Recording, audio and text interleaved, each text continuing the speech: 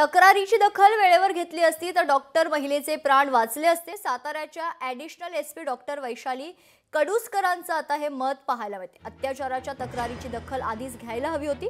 Doctor महिलेच्या आत्महत्येवर आता परखड प्रतिक्रिया समोर येत आहेत।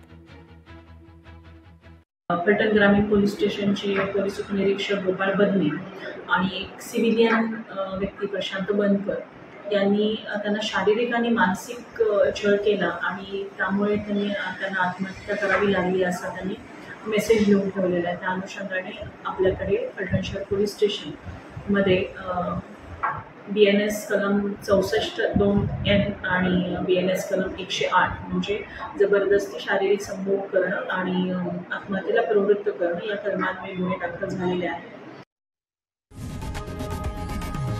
लोकशाही मराठी ऐका, पहा, जागरूक रहा।